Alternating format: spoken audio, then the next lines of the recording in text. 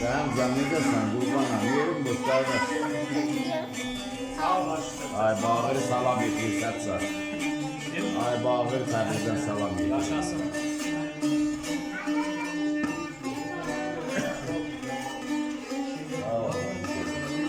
Sonra tutar.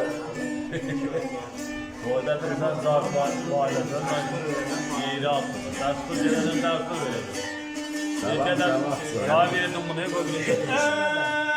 Serece verirdim kolla. Böyle bir name yazarım ibad sebaden yarem namen yaranı. Ayca.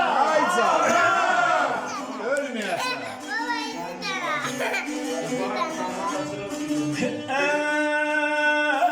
Yetşer bala felehmen yabalam abalam tercibeten eyledi. Senin sağlığına sağ ol. Tamam mı? Yok, tutardı kimse.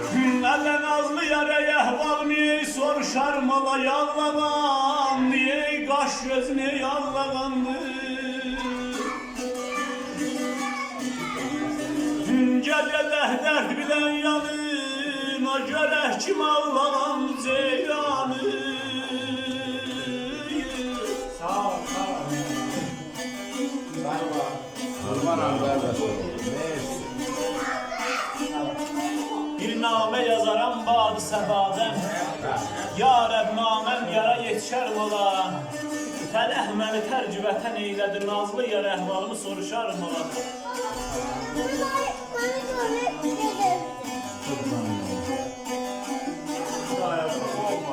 Əzəldən aşiqəm tuti dillərə Müsəlsəl saçlara, siyah tellərə Axdı eynim yaşı döndü sellərə Ya Rab yar sən sulara qarışar mola Sağ ol satsa. Ölmeyesin.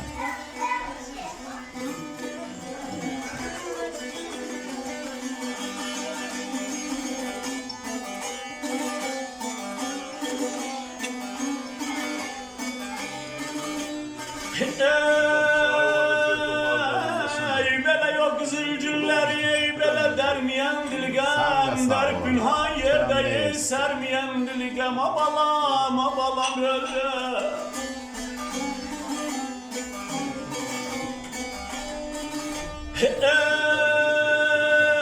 Ey bu dünyada ey yar görməyən dilgəm Yar bu dünyada görüşər mala gedən ayağın alır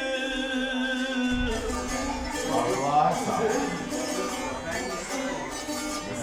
Abelə bərdən getlər zal getməyə bərdən Ya Allah. Dərmana gedən həkim xəstə öldü bərdən getsən ayağın alır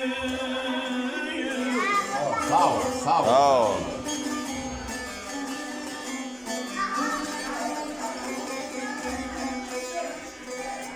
Hamza sağ ol. Sağ ol, sağ ol.